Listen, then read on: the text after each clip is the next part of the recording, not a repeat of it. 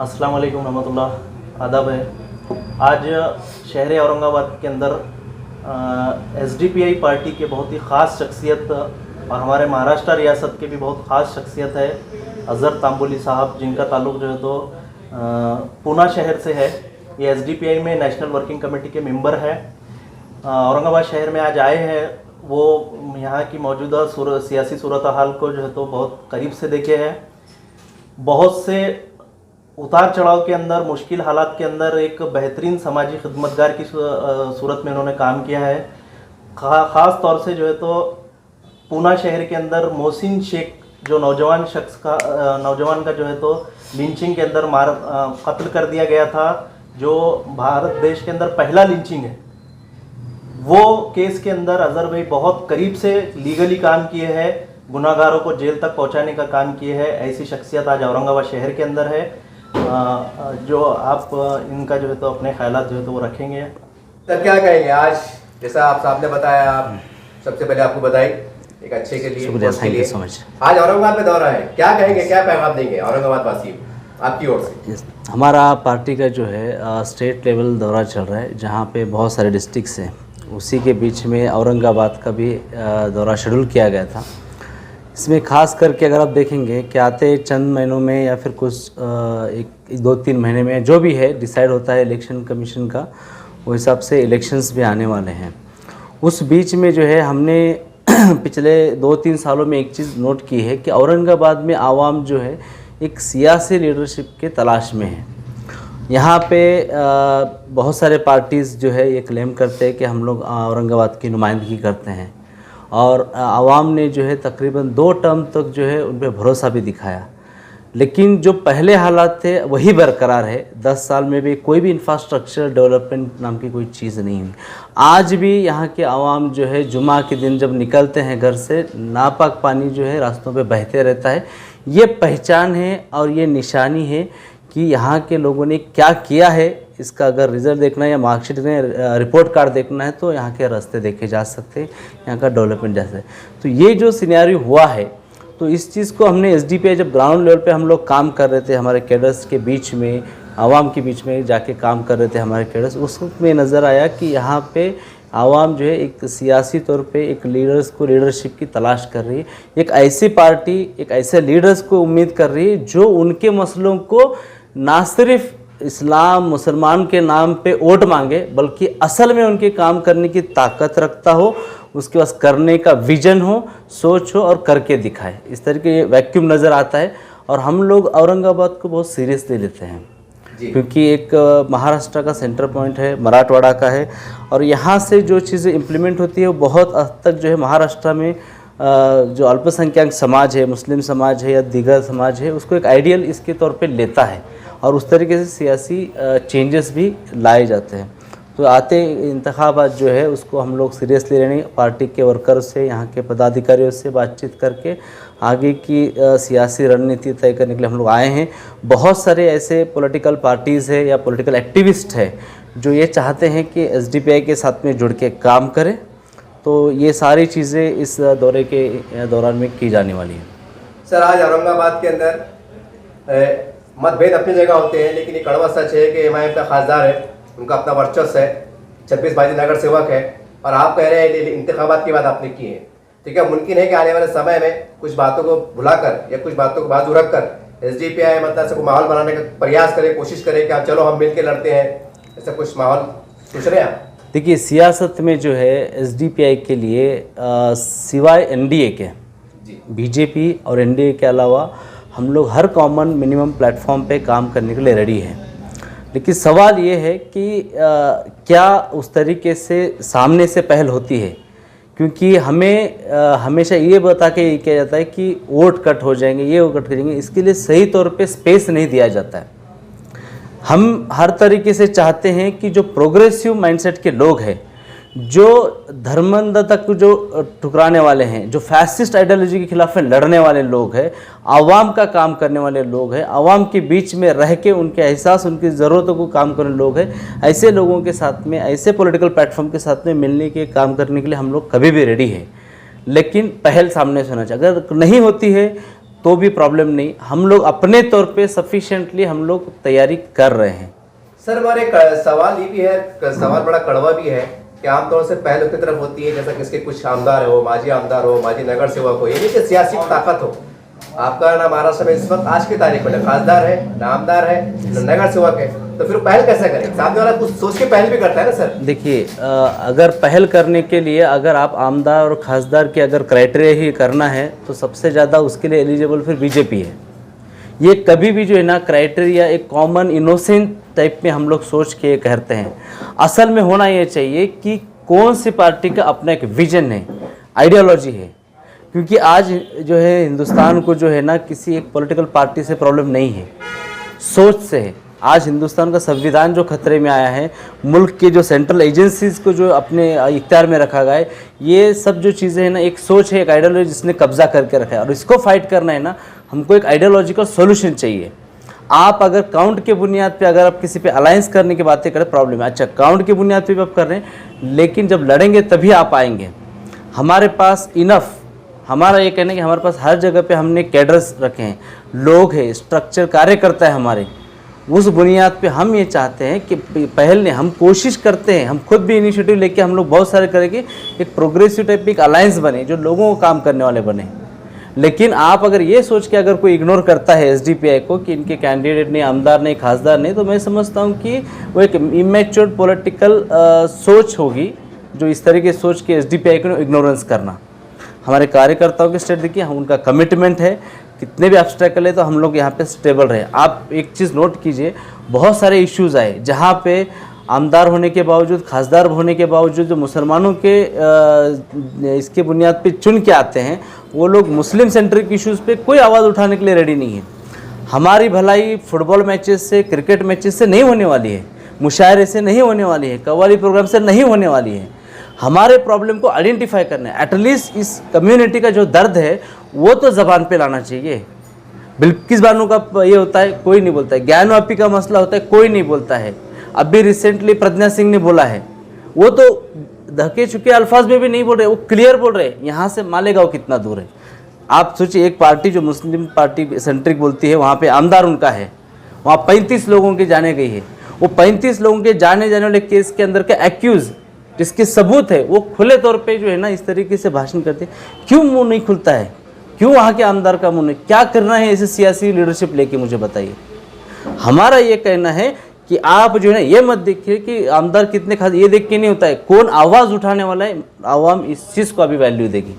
अगर क्वांटिटी पे बात करना है तो फिर कांग्रेस, एनसीपी, बीजेपी ये लोग भी है।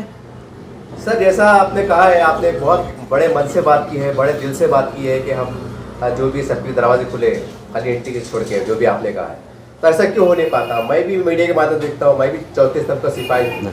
कई लोग बोलते हैं आपके जैसे भी कि भाई हम जाना चाहते हैं, ऐसा क्यों हो पा नहीं पाता? जैसा कि आप औरंगाबाद है, आप चले गए माइम के कार्यालय जी साहब से मिले, साहब चलिए एक अच्छा माहौल क्रिएट करते हैं। राष्ट्रवादी कार्यालय है, कांग्रेस है और समाजवादी है, जो भी है, ऐसा भी तो एक माहौल तैयार होना चाहिए ना, क्योंकि हमारे पास लोकतंत्र की हमारी ताकत है, ये हमारी खूबसूरती है। ऐसा क्यों हो नहीं पाता?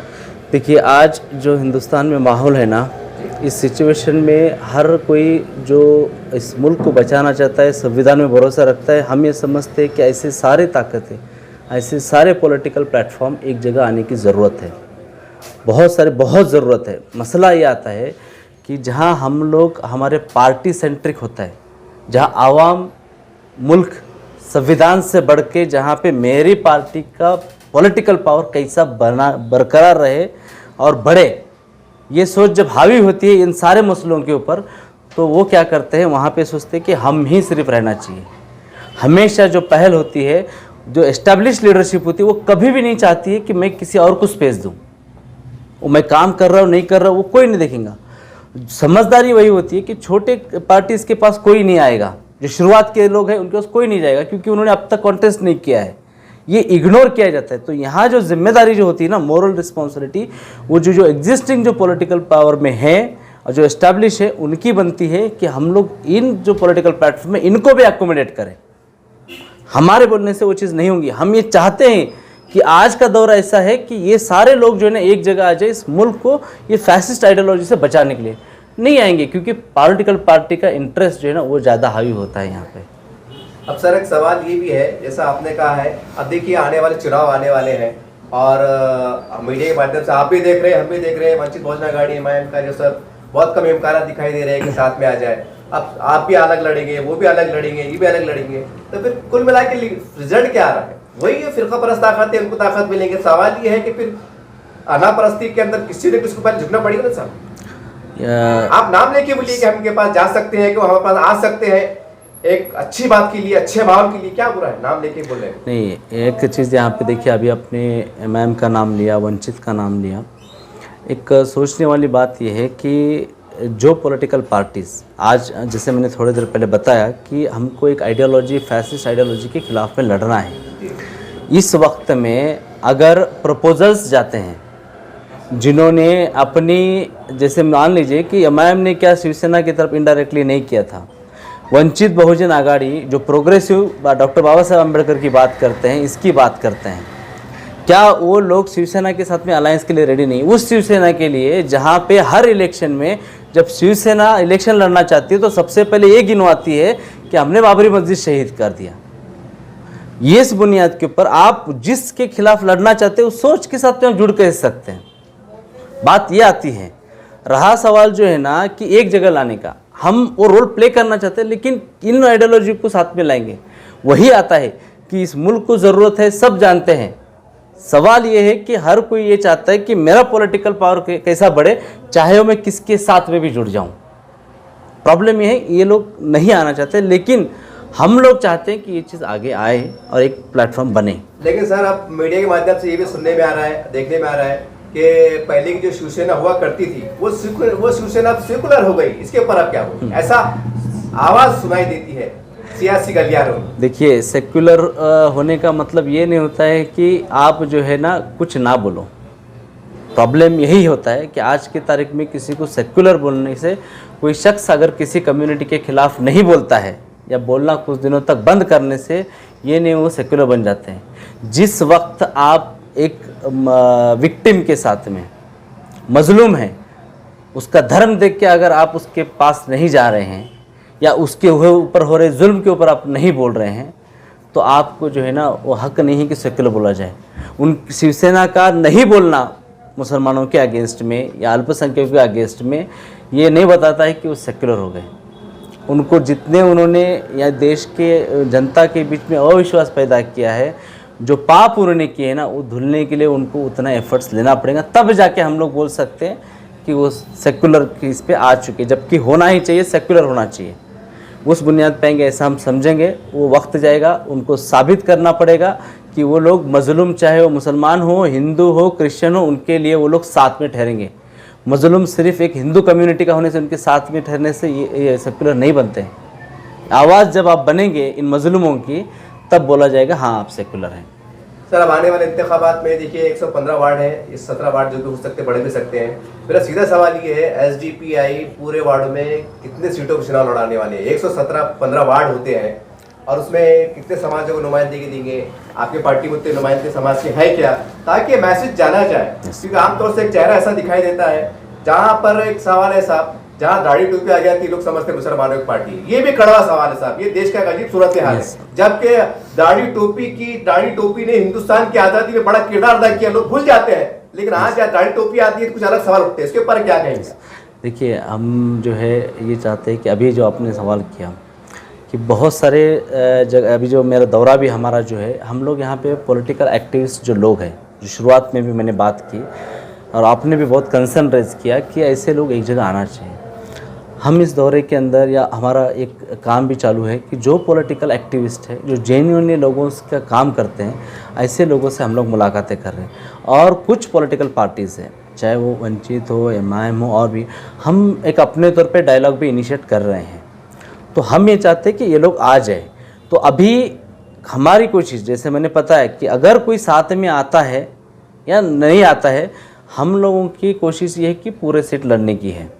हम हमारे कैडर्स के बुनियाद पे बोल रहे हैं आपको, हमारे कैपेसिटी के बुनियाद पे हम बोल रहे हैं। हो सकता है उस बीच में हमारे कुछ स्ट्रांग होल्ड सीट्स हो, कुछ हम लोग मीडियम इसके हो, लेकिन जो अभी जो डायलॉग्स हमारे चालू है, मेरा यहाँ आने का मकसद भी वही है कि कुछ लोगों ने डायलॉग के लिए बुलाया है, चाहे दलित कम्युनिटी के हो और भी दूसरे ऑर्गेनाइजेशंस भी है, पॉलिटिकल पार्टीज़ भी हैं, वो चाहते हैं कि इस पर डायलॉग हो।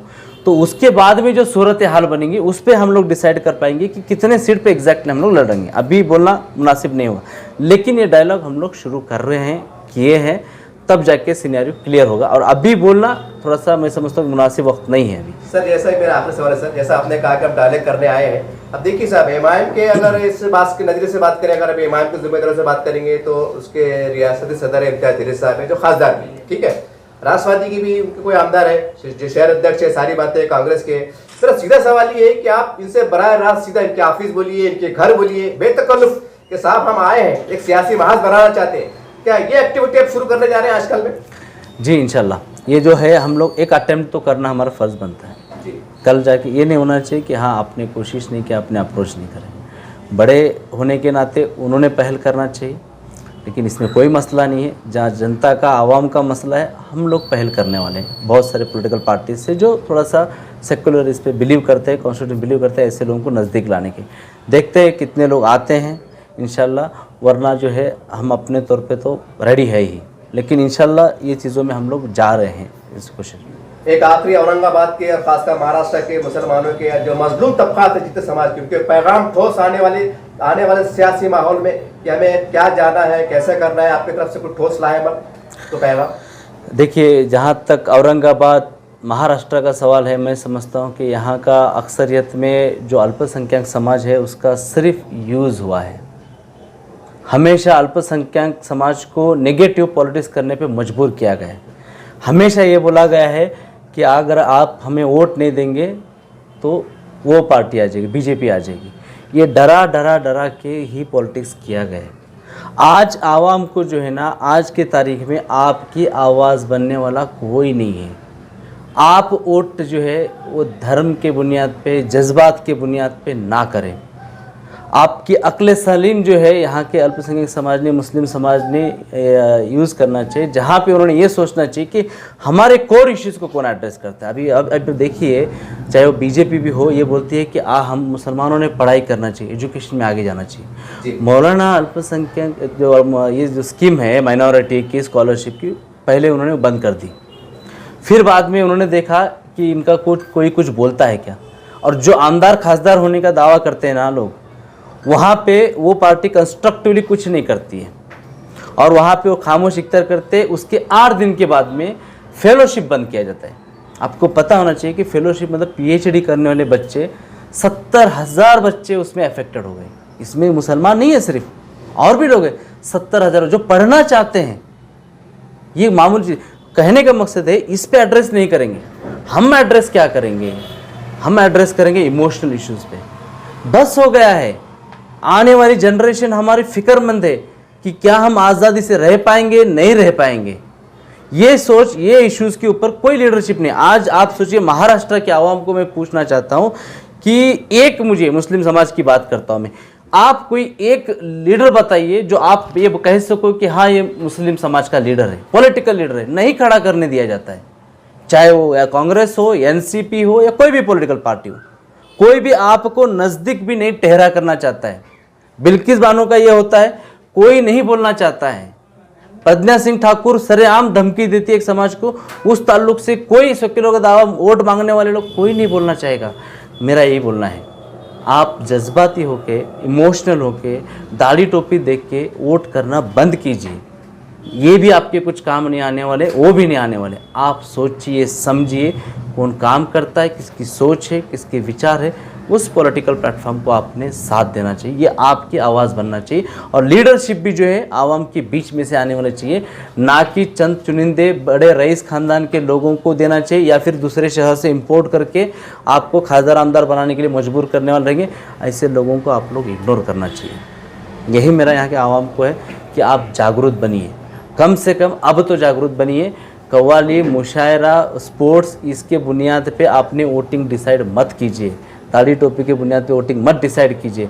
आपके मसलों के ऊपर बात करने वाले, आवाज़ उठाने वाले, आपके लिए ठहरने वाले लोगों के लिए आप वोट कीजिए। सर अब ये सवाल फिर जहन में आ गया कि 117 वार्ड 15 वार्ड के अंदर ऐसे नौजवान, महिला बोलिए जो भी है, जो अगर आपसे पार्टी से अगर चुनाव लड़ना चाहे तो वो किस तरह से आपसे संपर्क करें, बायोडाटा लगे जमा करें, क्योंकि टाइम कम रह गया है, उनकी जांच पड़ताल करना, कैरेक्टर चेक करना, बहुत सी बातें रहती है, तो कोई उनके लिए आह्वान करेंगे आपके हमारा कार्य लिए फिर आप संपर्क कर सकते हैं? देखिए, बहुत सारे लोग जो है ऑलरेडी हमें अप्रोच हो चुके हैं और हमारे पार्टी का एक रूल है कि हम लोग लास्ट मोमेंट पे जो लोग काम करते हैं, लास्ट मोमेंट पे जो आते हैं, इसके बजाय हमारे पार्टी में हम लोग शामिल करके लेते हैं, उसके बाद में जो है हम उनको स्पेस देते हैं। बहुत सारे लोग पार्टी में शामिल हो रहे हैं, कुछ उनके वजह से आगे नहीं आ रहे, लेकिन हम ये चाहते हैं कि हम लोग जो सच्चे दिल से जो कार्यकर्ता लोग हैं, जिनको हमेशा दबाया गया है, ऐसे लोगों के लिए एसडीपीआई हमेशा उनके दरवाजे खुले। उनको पॉलिटिकल स्पेस देने का काम एसडीपीआई करेगी, उनके लिए प्लेटफॉर्म ये करने का काम एसडीपीआई करेगी, उनको तकलीफ देने का काम एसडीपीआई करेगी। आप जहां हैं वहां पे आपको हमेशा यूज़ किया गया है। हम ये चाहते हैं कि अपनी खुद की पार्टी समझ के यहाँ पे आके उन्होंने आगे जिम्मेदारी निभाना चाहिए। एसडीपीआई उनका वेलकम करती है। ऐसे ऑलरेडी बहुत लोग अप्रोच कर रहे हैं। जो भी चाहते हैं, यहाँ ऑफिस है, यहाँ की लीडरशिप है, इनसे रब्ता करेंगे इंशाल्लाह, और कर भी रहे हैं, करें इंशाल्लाह। हम लोग उनको ज़रूर सोच रहे हैं उस बारे में।